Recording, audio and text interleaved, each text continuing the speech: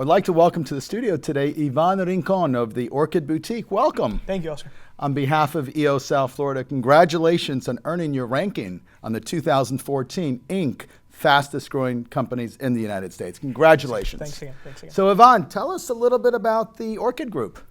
Well, so the Orchid Boutique, we are a fashion e-commerce company. We focus on mainly selling swimwear online. It was an initial idea that my wife and I came up with 7 years ago.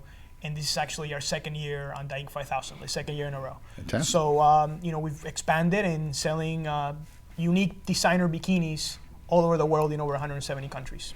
How exciting.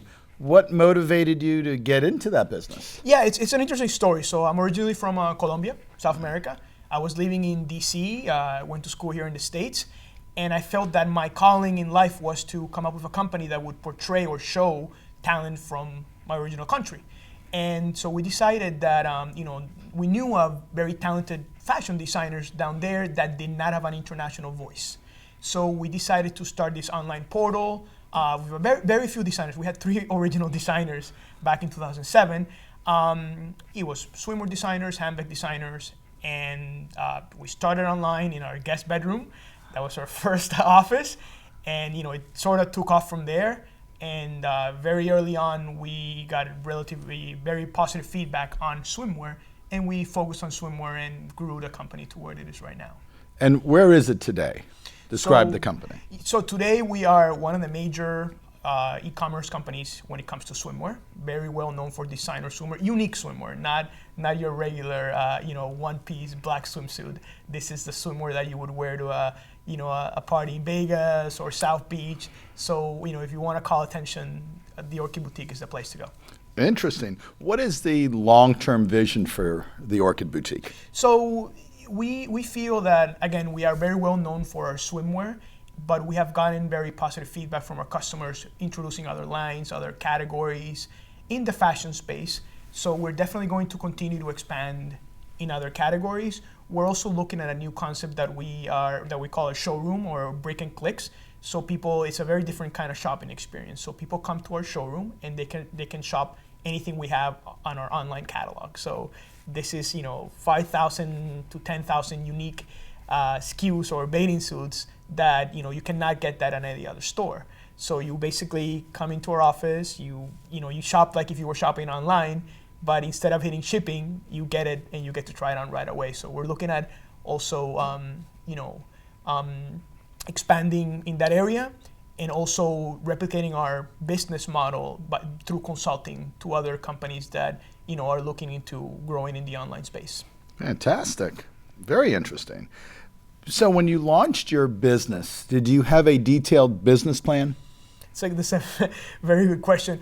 I started off on a detailed business plan, and very early on I realized that it was about getting and doing it, getting to do it, because I feel that I think the difference between an entrepreneur and somebody that stays in academia is Sure. the actual action.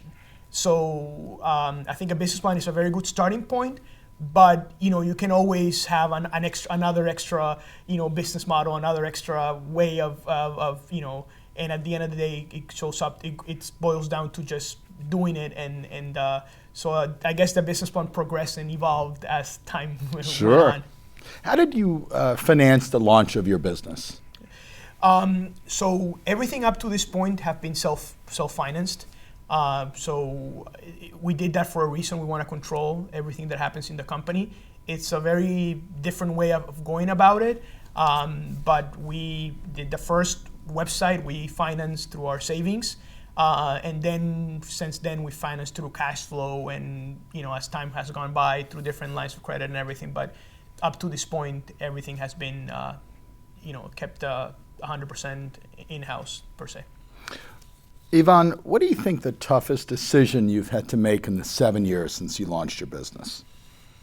I think it always comes down to employees.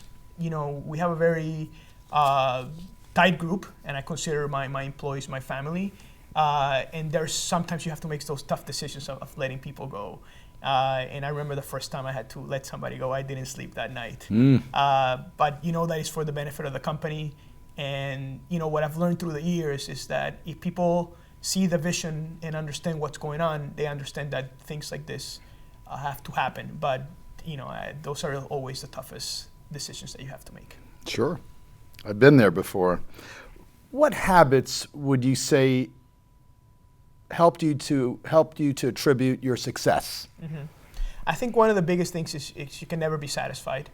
Especially if you're in the online space, there's always somebody else that's trying to copy your idea the next day. So, you cannot just sit back and relax and just, even though, second year in a row for us in the Inc. 5000 list and things are great, you always have to be looking at the next idea and stay up front in innovation. I think innovation is key to any business. Sure. What does an average workday look like today for you versus 7 years ago when you launched your business? It's changed a lot. 7 years ago, we were doing absolutely everything. So again, it was my wife and I from the beginning, and we would actually answer the phone and pack our own orders. And obviously, that has changed through the years, and now we have a logistics department, we have an SEO department. So I tend to focus more on the high level stuff, running the business rather than actually doing, everything like we were, the first couple of years. Even I remember we used to live in Washington, D.C., that's where our first office was. And I remember driving packages to the airport in the middle of a snowstorm because a customer wanted their bikini for their vacation. So it's been a long road, but now obviously, with the growth, we've been able to, have a great staff to support us. That is fantastic. You're obviously a very dynamic and exceptional entrepreneur. I'd like to make an investment into your company. I'd like to give you $1 million. How would you deploy those funds? Great. I mean, it's first of all, the first thing when coming to an investment, it has to be somebody that sees eye to eye in our vision. Because I think that's one of the things that a lot of entrepreneurs, they take funding for the sake of taking the money, and then they find their hands tight, and it's a tough thing, having a boss. So one of the reasons you are an entrepreneur is you don't want to have a boss. Of course. But with $1 million, we would expand on our idea of the shopping inside the showroom. So we can call it brick and clicks. We feel that having that sort of location in a couple key cities in the States would be amazing. Nobody's doing it for Sumo right now, and the feedback that we have gotten from customers is fantastic. Very exciting, exceptionally exciting.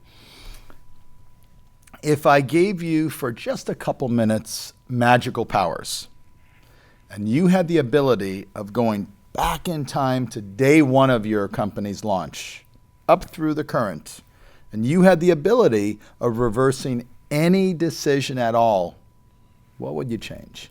Wow, that's a tough one. Let me think about that one for a second. I think that one of the things as an entrepreneur is that you learn a lot from your mistakes, a lot from your mistakes. And I think, the first couple hires that we made, at the beginning, we didn't really make senior hires. We had the idea of bringing people in and training them and that was a very, very expensive idea. I think if I was to do it over again, I would have hired senior people earlier. And the experience, we kind of overlooked that aspect of it. We thought that everybody's driven like an entrepreneur, and that's not the case. You tend to hire people like you, right. And sometimes that's a mistake. We needed more, organized, seasoned, experienced hires, and if we would have done that earlier, I think that would have been. I think the hiring for us was a disaster for a couple of years. Got it. The talent area. Okay, fair enough. So, with the last minute or two of your magical powers, look in the future 5 years and tell me how you think the business climate will change and how that's going to affect your business. Okay.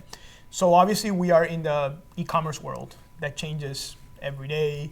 Google algorithms changing, how does a website rank, Amazon getting bigger. So we just have to stay on top of innovation. And I would say that if 5 years from now we are recognized as that place that has the best curation of swimwear and fashion apparel, I mean, it would be amazing if we can get that accomplished. Great. What one word describes you as an entrepreneur? I would say hungry. I would say hungry. Like I said, I think I've said that a few times. It's you can never be satisfied, and when you being an entrepreneur is an evolving thing. It's not just about that first initial idea, because your business has to adapt to the world. And in our particular example, we're in the digital world that changes every day. We're targeting customers in over 170 countries, huge age range from millennials to older people that are shopping. So it's definitely keeping the experience. With social media, everybody wants to know everything that's going on every minute. So it's very interesting. You're a seasoned entrepreneur. In your opinion, are entrepreneurs born or are they made? I think you have to be born. This is something that you're born with. A lot of people, and I talk to a lot of people that or friends or acquaintances that say, "Oh, I'm getting my MBA and I'm taking the entrepreneurship route," and I'm like, "What do they teach you there?" Because and then you have all this again, and going back to the difference between academia and actual action. So that's why I go back to you can learn certain skills, but you have to be born with that desire. And you have to also be a little crazy to tolerate the ups and downs of running a business. Because that true entrepreneur is the one that is from day one willing to bet their house on the business because you believe so much in the idea. So I believe you have to be born with these ideas. How do you define success?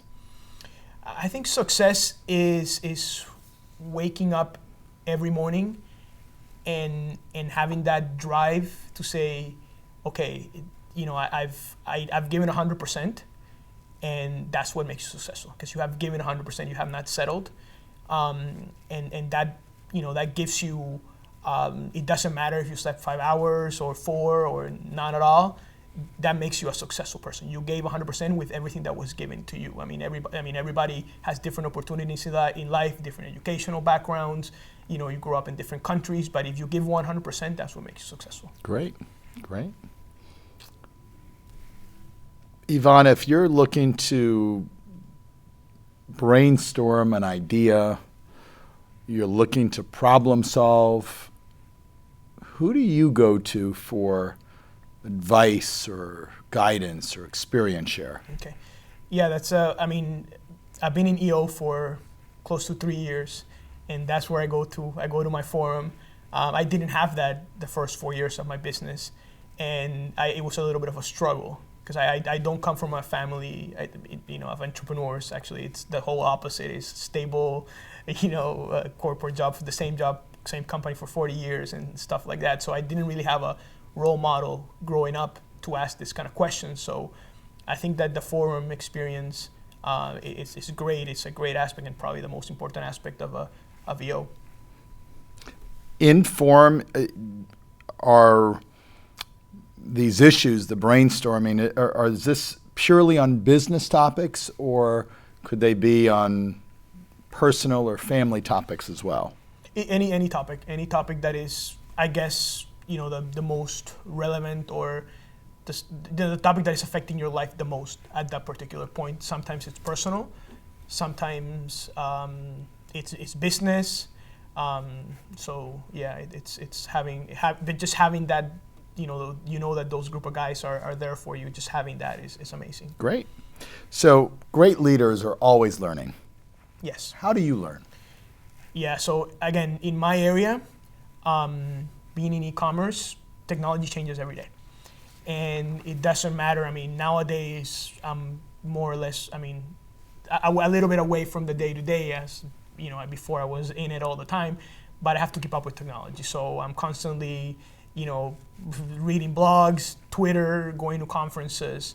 It never really ends. And the day you stop learning, you should be. It's scary. Of course, you're pretty much done at that point. Yeah, you're done. As a leader, how do you make a mark in either your business or your community? I think one of the things that we take pride at Orchid Boutique is how we treat our employees and how we. I mean, you just asked me about learning, and I feel that that's the best. The best thing I can give them is tools to keep on learning. It doesn't matter what degree you had or it's that desire. So teaching, hopefully, from all the experiences that I had, running the business, if I can share a lot of these with my employees and make them better people, if they work for us for many years, great, but if they don't and they leave being a better person and contributing to the community, that's great. That's fantastic. Could you share with us a really cool experience that you had either personally or professionally in your business? Yeah, so I think that growing up in Colombia and having a business that we basically the first designers that we actually carried were extremely talented, but they had absolutely no idea of how to sell internationally. So just having that recognition that we're actually creating employment down in our country of origin is one of the best experiences. And going back to being successful and waking up every morning and saying, okay, well, I'm doing 100% with what I've been given, and I'm having an impact on other people's life. And that's really what it boils down to. That's great. That's fantastic. If I say the words trust and respect, what does that mean to you? I think that has to be at the core of every business. You have to respect just the business as itself, the core values of your business, your employees. They're an extension of your family. If you're an entrepreneur, your employees are your family. So trust is also at the top of the list, just because as an entrepreneur, it's who you surround yourself with, and making sure that those ideas are aligned, to growing whatever business it is, taking it to the next level. And if there's no trust, there's nothing there. Sure. Final question. All right. Let's pretend for a moment that tomorrow morning when you wake up, the Orchid Boutique is no more. What's the next business that you are going to venture into? Mm-hmm. I think the easy answer to that is all these years in digital, because at the end of the day, it's a digital marketing company, selling online, ranking in Google. So I see that there's a big need for that. A lot of physical or brick and mortar stores are trying to sell online, and they go to these digital agencies, and a lot of them don't have the e-commerce experience and actually going through the day-to-day. So I think that we can definitely leverage everything and all the mistakes that we have made, very expensive, some of them, and help out fellow retailers that are venturing into the e-commerce world. That is fantastic. Very exciting. Again, congratulations for your well-earned ranking on the 2014 Inc. list. And thank you so much for helping to fuel the entrepreneurial spirit in South Florida. It's been a pleasure having you in our studio. Thank you so much. Pleasure.